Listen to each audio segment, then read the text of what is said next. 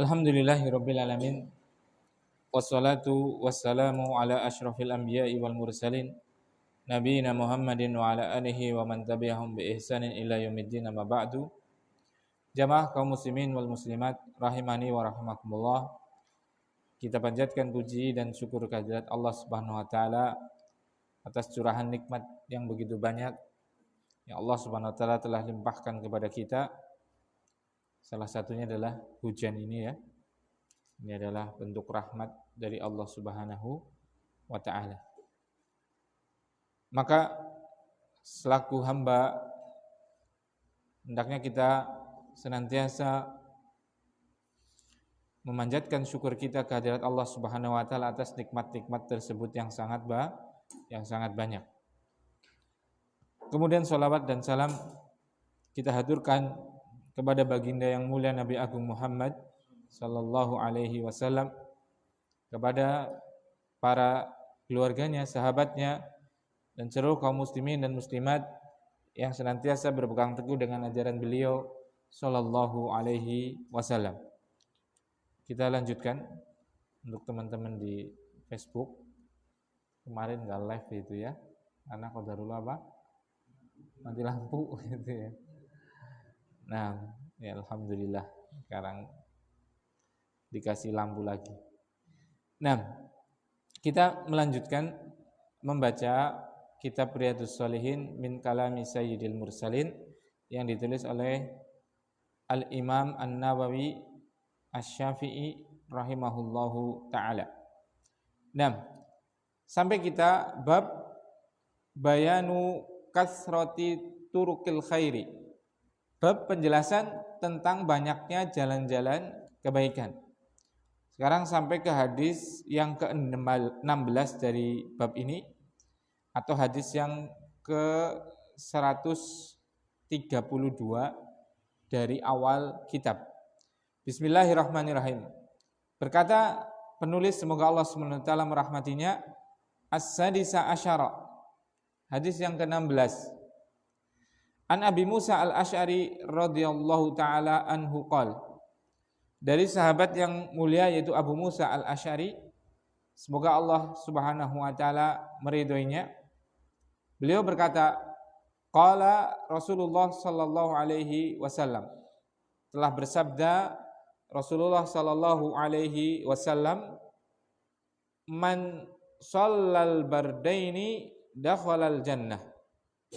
Siapa saja yang salat bardain, nanti akan dijelaskan apa itu salat bardain. Siapa saja yang salat dua salat dingin, dakhalal jannah, nanti dia akan masuk surga. Muttafaqun alaih. Hadis ini diriwayatkan oleh Imam Bukhari dan juga Imam Muslim rahimahumallahu taala. Kemudian Imam Nawawi menyebutkan al-bardani as-subhu wal asru. Dua salat bardain, dua salat dingin itu adalah salat subuh dan salat asar. Nah, kita menyimak penjelasan yang dibawakan oleh, salah satunya saya ambil kutipan dari Syekh Utsaimin dan ulama-ulama yang lain. Jadi hadis yang ke-16 dari bab penjelasan tentang banyaknya jalan-jalan kebaikan, makanya ini termasuk yang membawakan hadis cukup banyak ini Imam Nawawi. Karena memang jalan kebaikan itu banyak sekali. Maka hadis-hadis yang dibawakan itu nanti sangat banyak. Sesuai dengan apa? Penjelasan babnya tadi. Bab banyaknya jalan-jalan kebaikan. Makanya hadisnya termasuk hadis yang apa? Sangat banyak ini dalam bab ini seperti itu. Nah, sekarang sampai hadis yang ke-16 dari bab ini. Kalau dari awal kitab 132. Dari sahabat yang mulia itu Abu Musa al-Asy'ari, Rasulullah sallallahu alaihi wasallam pernah bersabda, siapa saja yang salat bardaini dua waktu, dakhalal jannah, dua salat dingin, maka dia akan masuk surga. Nah, salat bardain atau salat bardan, dua salat dingin, dinamakan dua salat dingin kenapa? Syekh Utsaimin menyebutkan dua salat dingin. Imam Nawawi kan tadi menyebutkan dua salat itu salat apa? Subuh dan asar. Syekh Utsaimin menyatakan kenapa salat subuh dan salat apa? Asar itu dikatakan salat bardain, dua salat yang dingin. Pertama, salat subuh itu karena dia apa? Waktu dingin. Karena itu adalah di akhir malam, ya kan? Pagi, subuh itu kan bahkan itu salah satu waktu yang paling dingin. Karena itu waktu akhir malam. Nah, kemudian asar itu juga disebut sholat dingin juga. Kenapa? Karena di situ adalah matahari sudah tergelincir dan bahkan waktu matahari akan tenggelam, sudah tergelincir dan akan tenggelam. Karena matahari kan yang kita lihat dengan mata, dia berputar. Ini yang mengelilingi itu apa? Bumi mengelilingi matahari atau matahari mengelilingi bumi? Hah? Matahari mengelilingi bumi. Antum menyelisih ilmu pengetahuan alam. Jadi yang dilihat aja itu kan, ngapain kita mumet-mumet itu kan? Iya kan? Yang mengelilingi adalah apa? Bumi mengelilingi matahari atau matahari mengelilingi bumi? Ribet banget sih gitu kan? Iya kan sampai itu teman-teman itu sudah sama-sama ngaji aja bisa sampai apa? Hajar-hajaran itu, boikot itu loh. Gara-gara beda pendapat gitu kan? Ini tinggal dilihat aja itu. Yang jalan siapa? Matahari kan dari timur ke barat, dari masyrik tempat terbitnya matahari ilal maghrib. Maghrib itu kan tempat gurub, banyak ribu guruban. Maghrib itu tempat tenggelam. Ini kan kelihatan kan? Loh, tapi kan menyelisih ilmu pengetahuan alam. Nah, ribet teman. Terus keton itu loh. Jenengan itu menyelisih Tuhan semesta alam, nggak mau apa masuk Islam, itu lebih bermasalah, ya tidak? Iya kan? Orang kafir nggak dipermasalahkan, orang ribut apa? Bumi mengelilingi matahari atau matahari mengelilingi bumi dipermasalahkan. Atau orang Islam yang nggak sholat itu dipermasalahkan harusnya. Seperti itu. Jadi kalau anak-anak jawab pada soal IPA misalnya, bumi mengelilingi matahari atau matahari mengelilingi bumi, jawab dua-duanya, kasih nilai aja udah, nggak apa-apa itu. Kalau nggak sholat lah itu bahaya itu, atau wudhunya salah gitu ya, itu bermasalah gitu kan, nggak diterima nanti sholatnya itu kan. Jadi yang penting kita anggap penting, yang remeh sepele kita anggap sepele, jangan dibalik. Yang nggak penting kalau nggak tahu seolah-olah adalah aib. Kita nggak tahu Neptunus itu aib katanya, seperti itu. Nggak tahu planet yang ada cincinnya yaitu apa? Saturnus. Iya.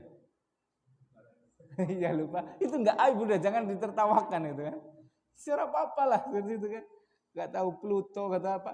Yang pura-pura tahu Pluto aja nggak pernah pegang tanahnya Pluto kok. Iya nggak? Yang tahu Pluto karena katanya atmosfernya seperti ini, nggak ada airnya, nggak ada tumbuhan, nggak ada apa. Sirik siapa? Iya kan? Ya itu kalau mau tahu ya nggak apa-apa seperti itu. Tapi kalau nggak tahu juga nggak apa-apa. Kalau nggak tahu yang nyiptain Pluto itu bermasalah itu. Yang nggak tahu yang nyiptain Saturnus itu siapa itu bermasalah. Malah orang saking pinternya, misalnya orang Jepang itu, saking pinternya dia jadi keblinger kok. Orang Jepang kan terkenal dengan kecerdasannya, karena belajar. Sebenarnya kalau cerdas orang Indonesia. Seperti itu.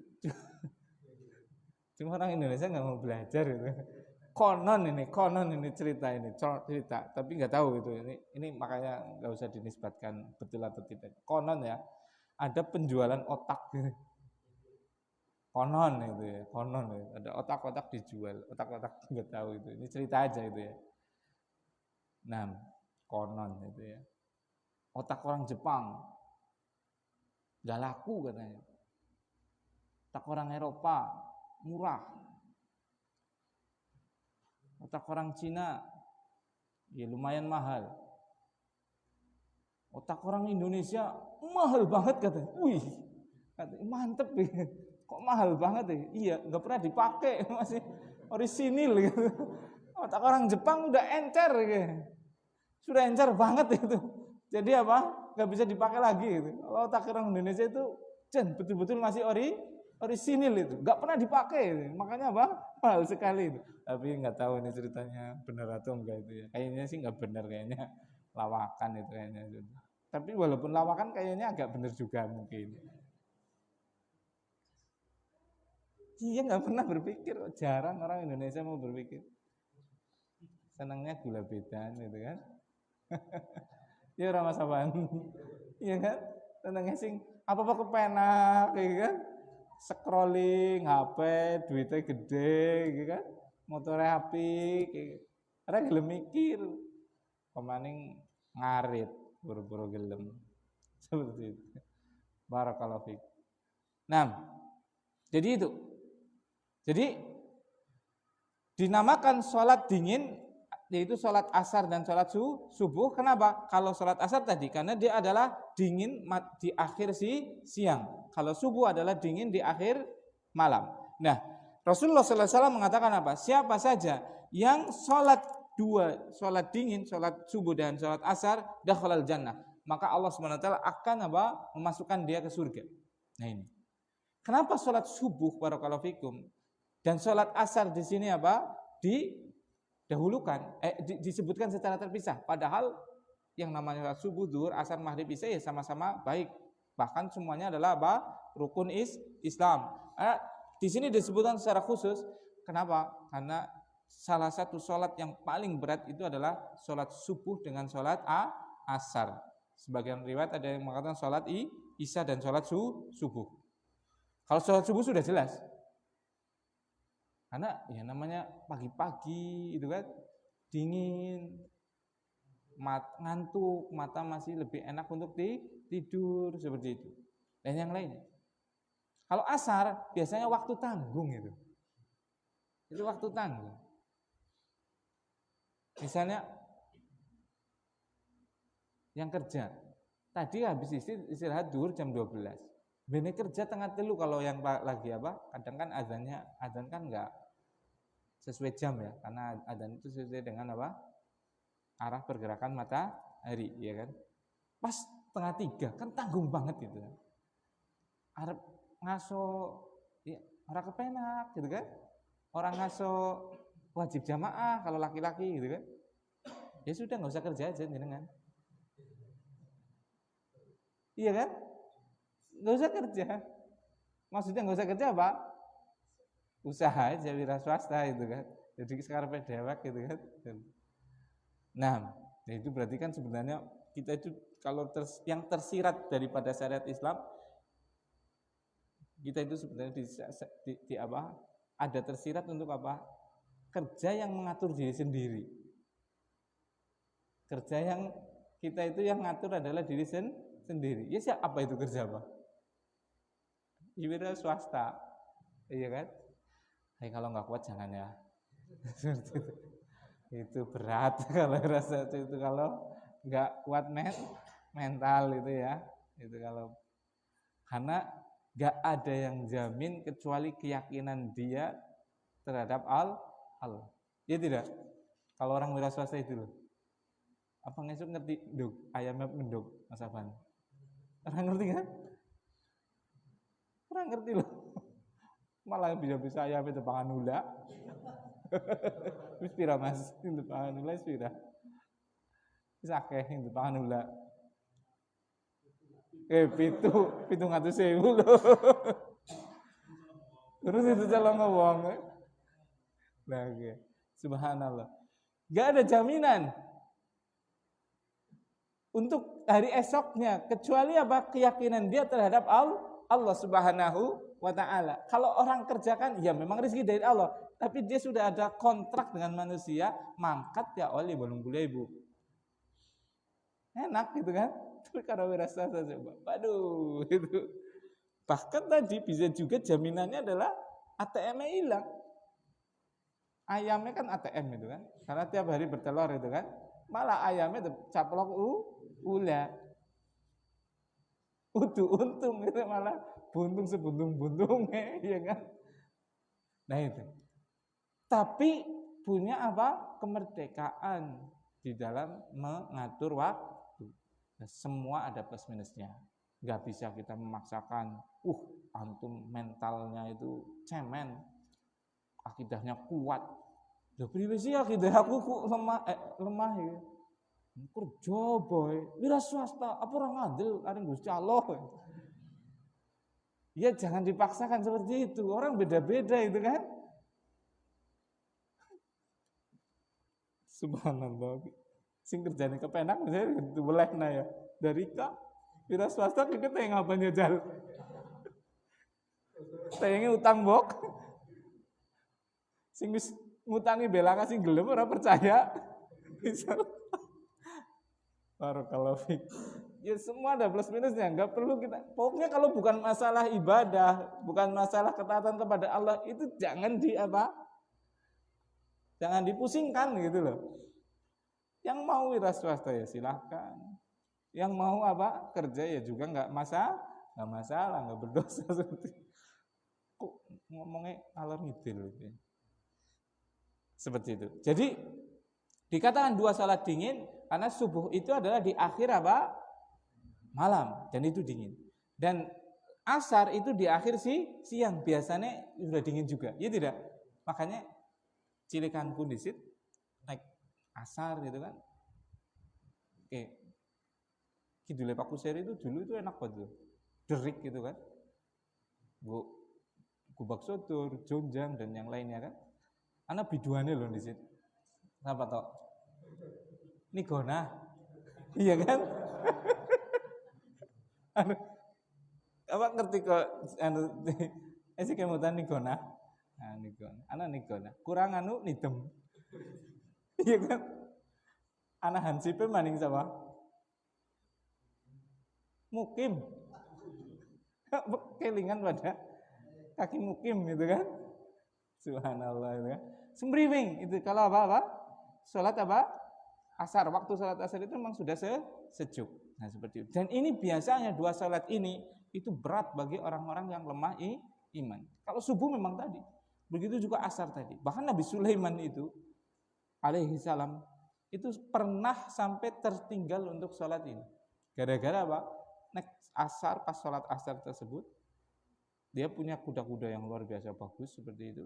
Hanya sibuk dengan main kudanya, terlalaikan dengan ini. Akhirnya saking dia sedihnya, saking dia merasa bersalahnya pada Allah, dilepaskan semua kuda-kudanya.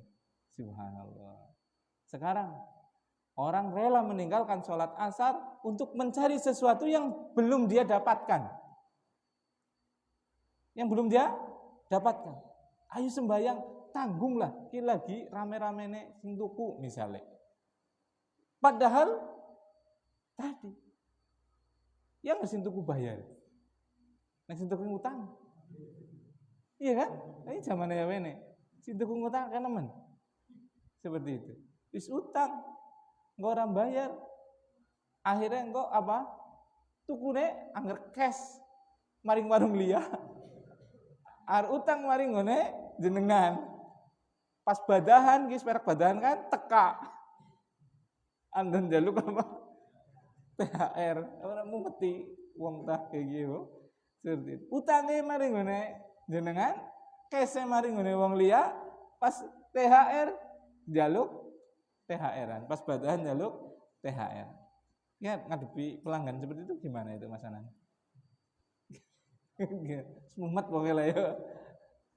Seperti itu. Nah itu sulit bagi orang-orang yang lemah iman untuk melakukan sholat subuh dengan sholat asar ini. Makanya untuk memotivasi kaum muslimin agar mereka tetap bersemangat dalam menjaga sholat subuh khususnya dan sholat asar, Rasulullah SAW menjamin orang yang melaksanakannya dakhalal jannah, masuk ke surga. Masya Allah.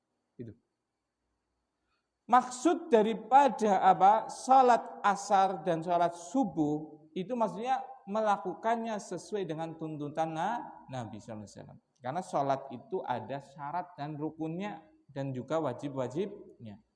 Maksudnya diantaranya adalah di waktunya. Aja di subuh wis lah kapan ujarku mikir tangi jam tengah pitu ya mikir jam tengah 8 ya subhanallah ya memang dia subuh tapi tidak sah subuhnya. Kenapa?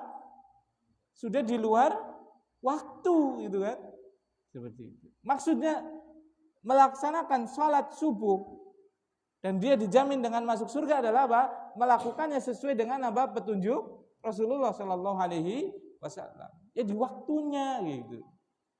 Karena innas salata kanat alal mu'minina kitaban mauquta. Sungguh salat itu wajib bagi orang yang beriman yang waktunya sudah ditentukan.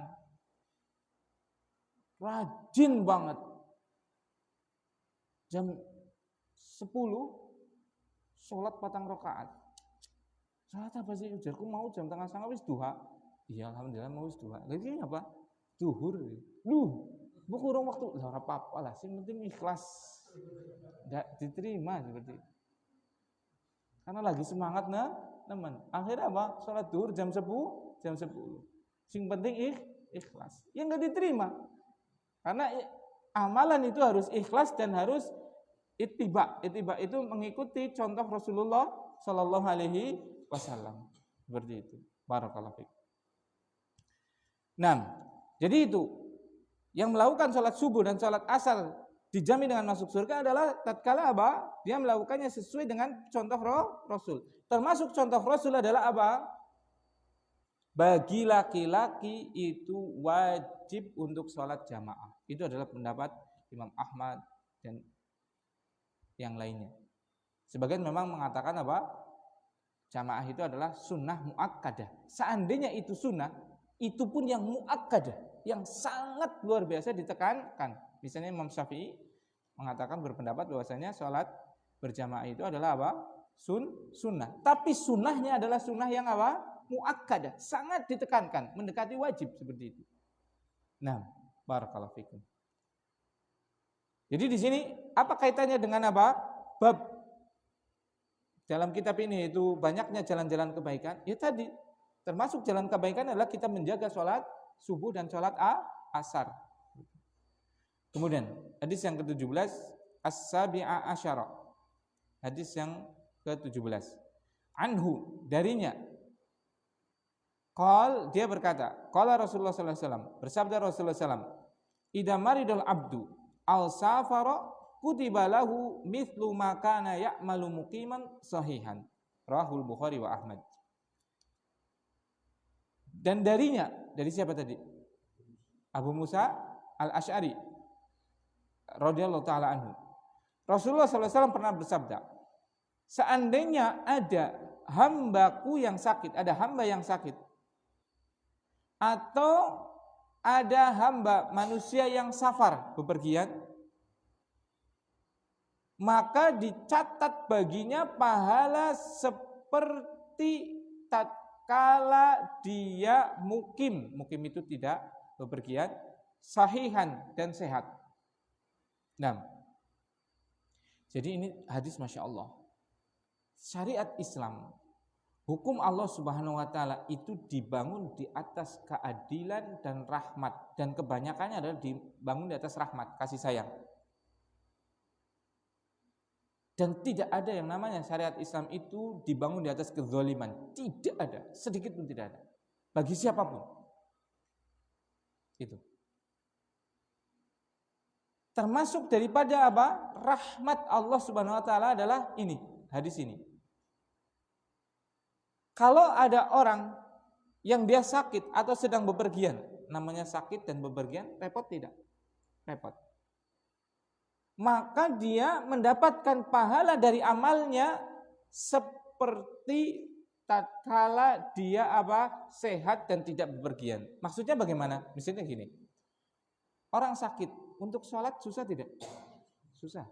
Bahkan bisa jadi dia tidak bisa berdiri, tidak bisa ke masjid, tidak bisa duduk, bahkan cuma berbaring. Ya tidak?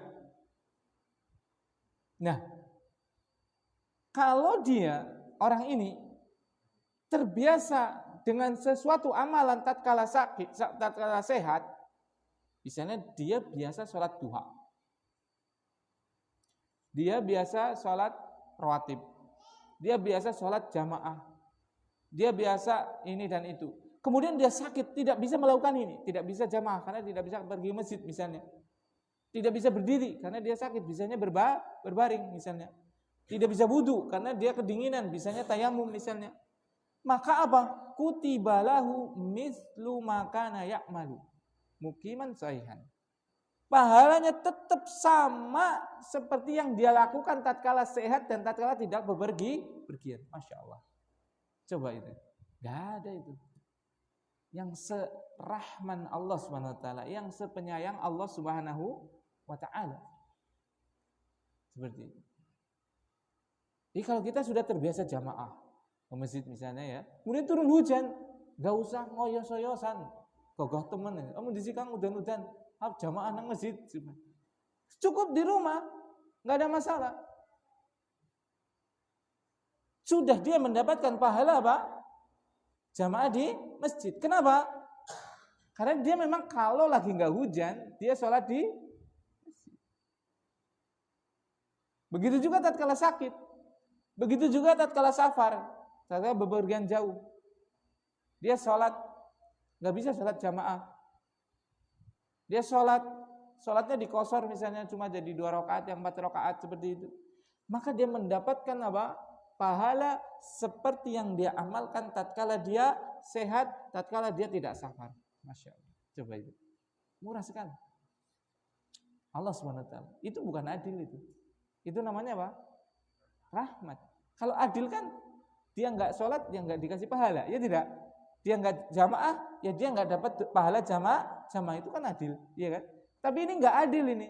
Ini adalah sangat penyayang, karena Allah tahu dia sekarang lagi sakit, tapi kalau nggak sakit, dia itu biasanya jamaah ke masjid, maka dia akan mendapatkan 27 derajat daripada apa? Sholatnya. Sama berarti nanti, walaupun dia sakit. Enak kan? Enak nggak? Tak doain sakit? Biar nggak jamaah? Enak mana? Udah tahu. Milih nanti. Sehat tapi kudu jamaah, apa meriang tetap oleh pahala jamaah? Milih nanti. Milih sehat berarti kudu jamaah enggak? Iya, segitu guys. Ya seperti itu kan? Kalau kita sehat, ya kita amalkan apa? Yang kita mampu. Kalau pas lagi sakit, karena kita biasa mengamalkan, kata Rasulullah SAW apa?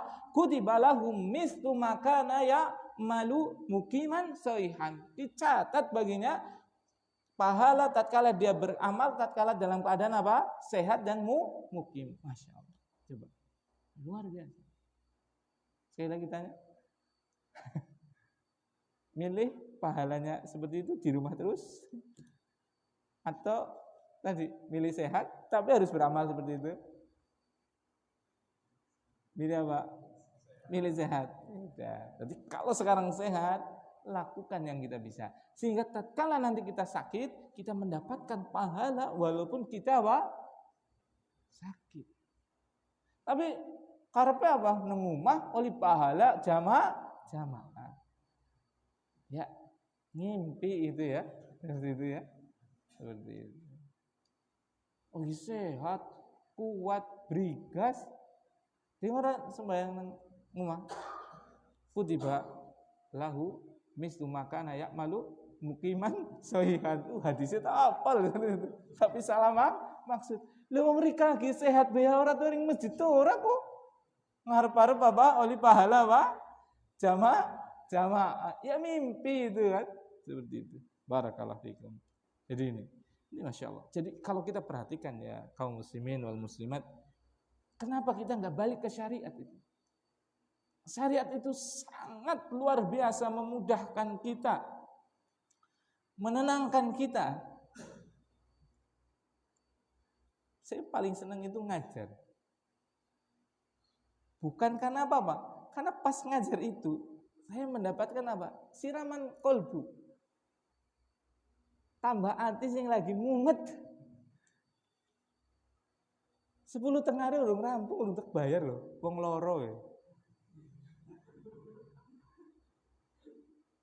Untuk kupini jagung urung ana duite. Setu kudu gajian pada subhanallah. Tapi tatkala kita ngajar seperti ini kayak orang kemutan ya, orang kemutan gaji wong kowe. Subhanallah. Orang kemutan siki. Gue barisa ya kemutan maning renut-renut maning seperti itu. Makanya karpet ya mulang bae karpet jaga masjid ganti kiye seperti itu. Karpet seperti itu ya. Karena menyenangkan itu. Jadi syariat itu, ajaran ayat Al-Qur'an, hadis Nabi sallallahu alaihi wasallam itu akan menyejukkan kita. Tambah hati lah seperti itu. Kalau kita baca, coba bayangkan ini kan menghibur banget kan? Menghibur kita tidak? Kalau ada hamba yang sakit atau yang safar, maka tetap bagi dia mendapatkan apa? Pahala tatkala dia beramal, tatkala dia sehat, tatkala dia tidak safar. Masya Allah. Alhamdulillah. Akhirnya tatkala kita sakit, ya Allah, alhamdulillah masih bisa tetap dapat pahala sempurna. Akhirnya sakit pun dia bisa bersabar. Bahkan ada orang yang sampai pun sakit dia bisa bersyukur itu. Dia sakit kok bisa syukur. Karena saking ridhonya dengan apa? Ketetapan Allah Subhanahu. Saya ya Allah, alhamdulillah saya bersyukur. Dengan sakit ini engkau apa? Menghapus dosa saya. Engkau mengangkat derajat saya. Engkau tidak mengurangi pahala sholat jamaah saya. Engkau tidak subhanallah. Kan seperti itu kan. Akhirnya dia sakit pun akhirnya mentalnya kuat. Beda kalau orang nggak punya ilmu, sakit tambah sakit ya.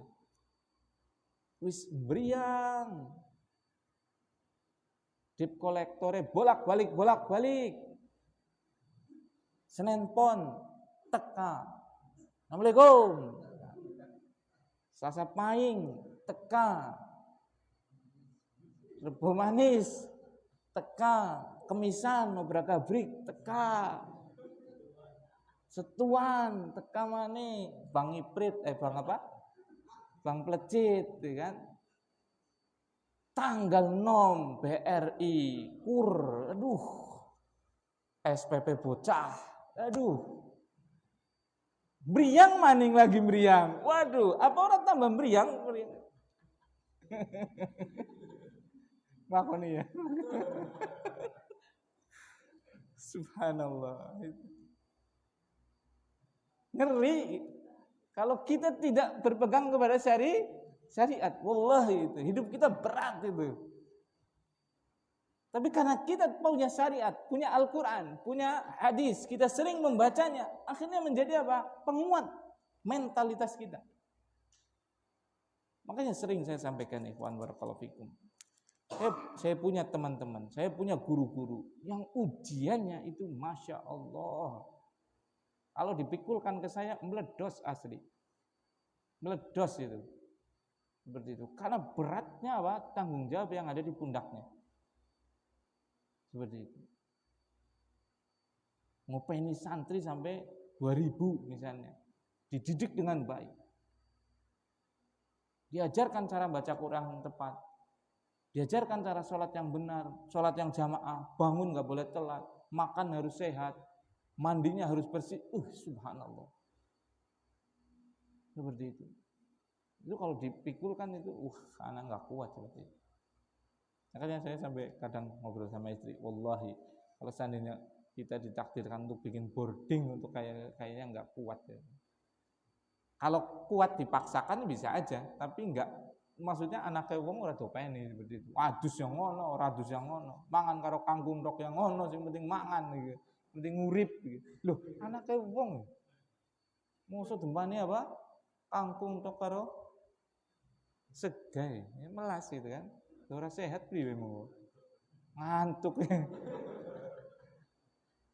Ngajine ngantuk loh. Iya kan? Lamar klemer wis ngantukan, cacingan ya kan. gudigen maning, sekabia stok tangane. Ya Allah, itu kan seperti itu.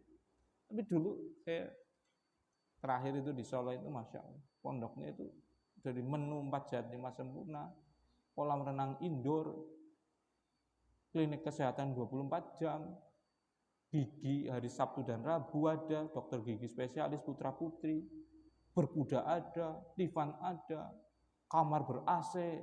Loh, ini hotel apa pondokan gitu. Subhanallah itu. Itu nyaman sekali gitu loh. Anak-anaknya bersih-bersih, sehat-sehat itu, pinter-pinter seperti itu. Masya Allah itu. Mahal. Lalu sebanding itu ya. Masuknya 29 juta ya. Mahal kalau bagi kayak kita ya, bukan kita sih, bagi anak ya abot. Tapi atas bimbingan dan taufik Allah ya alhamdulillah diterima. Suhel itu diterima. Ini enggak tahu rezeki dari mana nanti. Itu daftar diterima kemarin. Duitnya priwe, duitnya Gusti Allah. Seperti itu. Barakallahu fikum. Jadi seperti itu. Jadi apa? Ini rahmat dari Allah Subhanahu wa taala yang luar biasa apa? Menenangkan hati kita. Kita sakit, kita lagi safar kan repot, ya tidak? Apalagi kalau safarnya misalnya naik kereta atau naik apa? Pesawat itu kan pundal-pundal biasanya. Boarding ngapurung gitu kan. Mabur jam semana turak-turak gitu kan. Melayu-melayu, jebulannya apa? Pending. Pendingnya dina esuk maning subuh. Akhirnya turun nang apa? Bandara.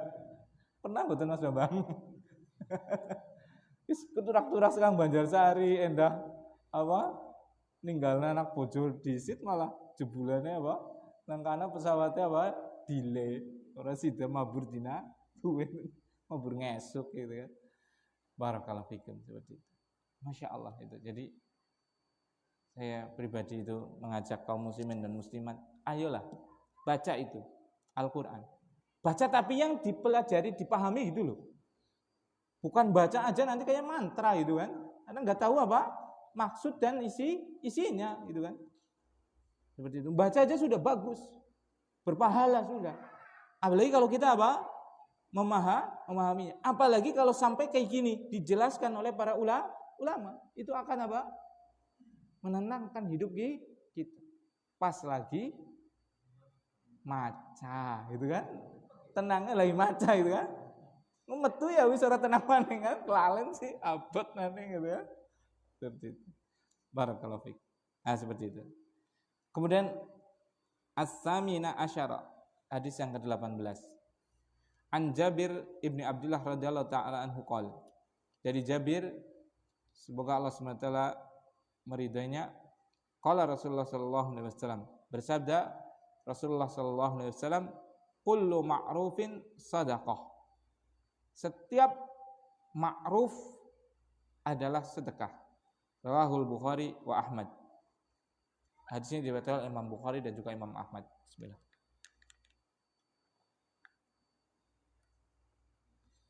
Nah.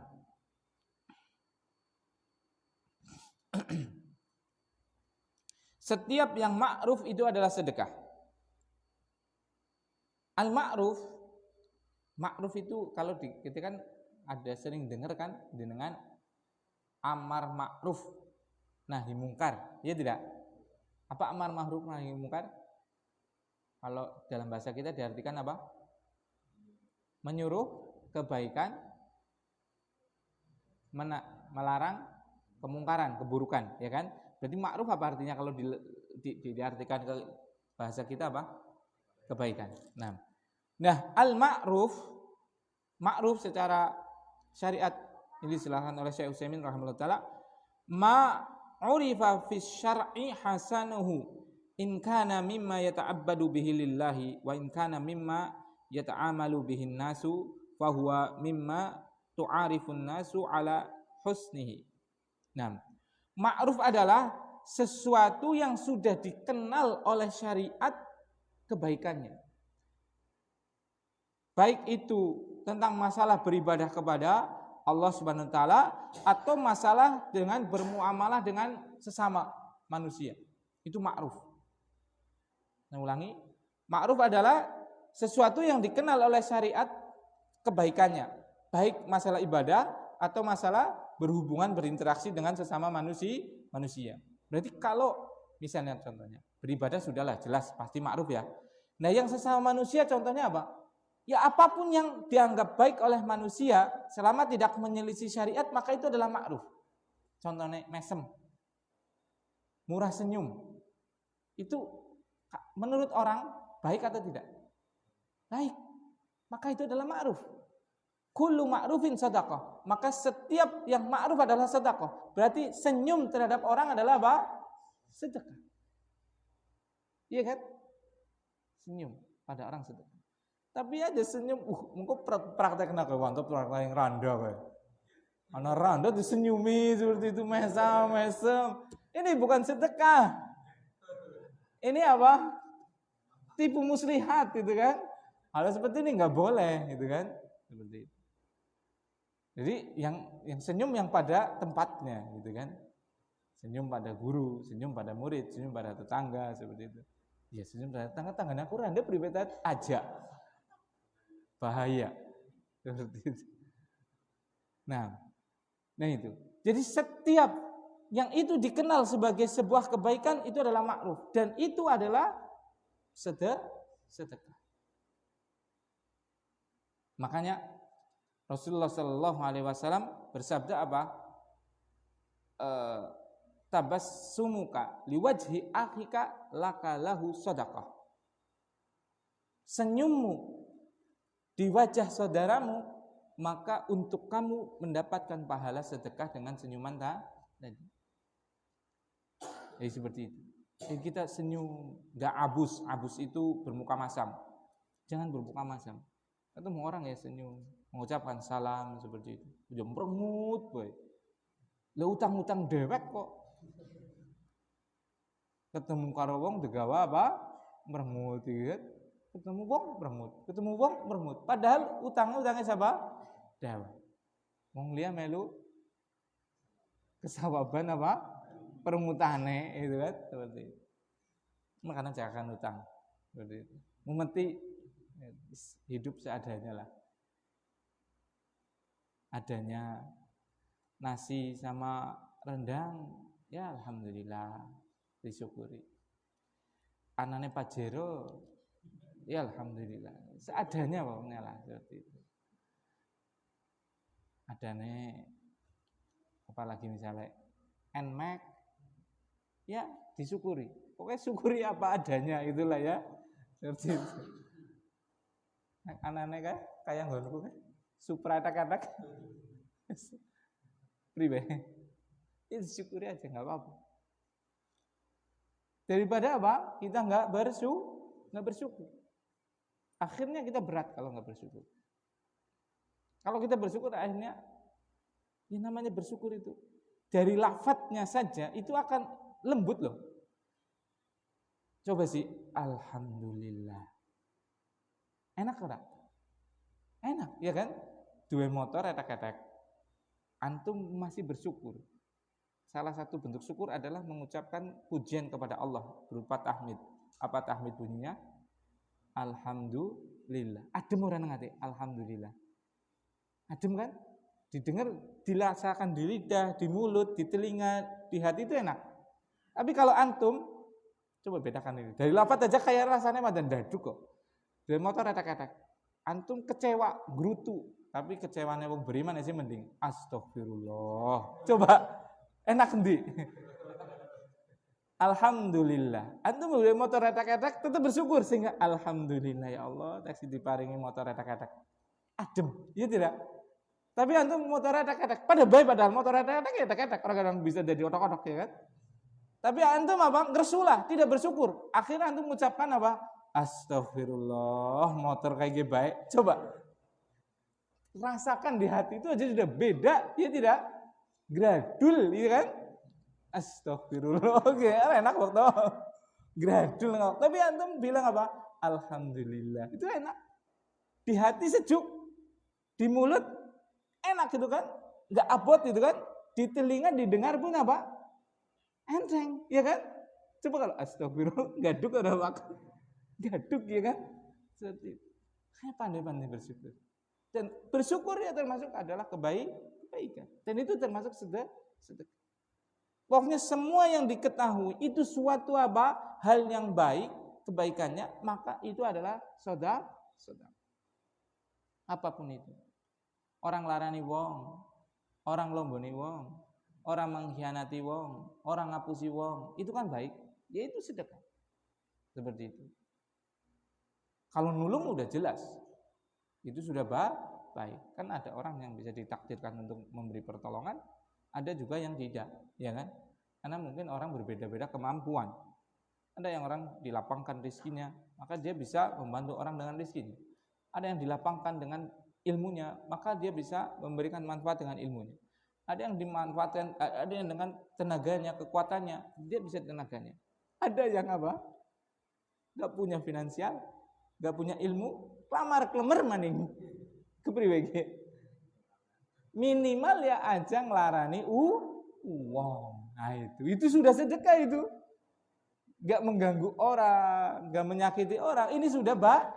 Walaupun kita belum bisa apa? Membantu, menolong dan yang lainnya karena kelemahan. Ya karena kelemahan orang ditakdirkan untuk apa? Sakit-sakitan. Ya kan bisa aja. Atau ditakdirkan gak cerdas misalnya, kan bisa. Atau gak kaya, kan bisa aja, ya kan? Dia masih tetap bisa apa?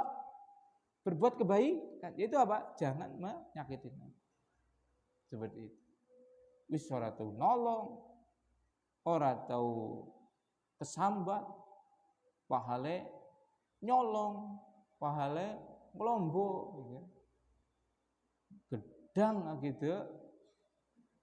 Empen siapa? Siapa? Di harap-harap itu apa tuh? Gue kelangenan ya apa ya? Bahasa Jawanya apa ya? Gedang lagi diharap-harap. Kok kon matang nang wit kan pantasnya legine madan piar gitu kan? Jigijik wis gari apa? Kedeboge. Kutuk apa kutuk? Pitik, ya kan? Pitik lagi harap-harap. Netes 11 seneng banget ya kan? Uduk esuk-esuk dempani saking senengnya dempani apa? Berasnya mana eman? Menir ya kan? Dempani menir pahala esuk-esuk ya. Wis madan demagang ditiliki langka. Sapa maning ngarudu kae gitu. Subhanallah.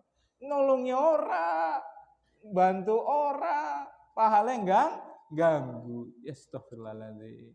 Ya kalaulah kita belum bisa memberi pertolongan, kalaulah kita belum bisa memberikan ini dan itu, minimal kita tidak mengganggu. Ini sikis aman itu.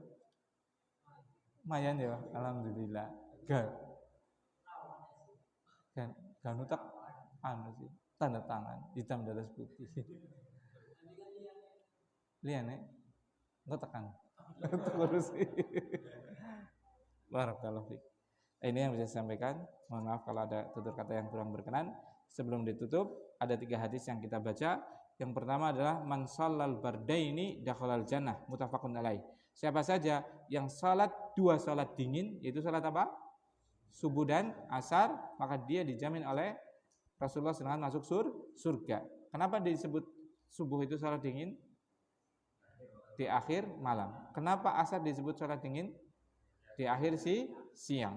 Kapan dia mendapatkan janji untuk masuk surga? Kalau melaksanakannya sesuai dengan syariat, contoh syariat Rasulullah SAW. Kemudian hadis yang ke-17 adalah idza maridal abdu aw safara kutiba lahu mithlu ma kana ya'malu muqiman sahihan rahul Bukhari wa Ahmad. Kalau seorang hamba itu sakit atau sedang bepergian, maka dicatat baginya pahala seperti dia beramal tatkala mukim, yaitu tidak berpergian, dan tatkala sehat. Ini menunjukkan apa? Rahmatnya Allah SWT terhadap umat ini. Kemudian hadis yang ke-18 dari sahabat Jabir radhiyallahu taala anhu, setiap ma'ruf itu adalah sedekah. Ma'ruf tadi yang diketahui kebaikannya oleh syariat ataupun oleh manusia yang tidak menyelisih aturan syariat. Pokoknya kalau itu baik menurut orang dan tidak menyelisih syariat, itu adalah makruf dan itu pasti sedekah. Apalagi kalau yang sudah diketetapan kebaikannya secara syariat, itu sudah pasti makruf dan pasti itu bernilai sedekah. Ini yang bisa saya sampaikan. Mohon maaf kalau ada tutur kata yang kurang berkenan ataupun contoh-contoh yang menyinggung dan itu tidak ada maksud sama sekali untuk menyinggung hati, maka mohon diluaskan samudra maaf. Subhanakallahumma wa bihamdika asyhadu alla ilaha illa anta astaghfiruka wa atubu ilaik. Assalamualaikum warahmatullahi wabarakatuh.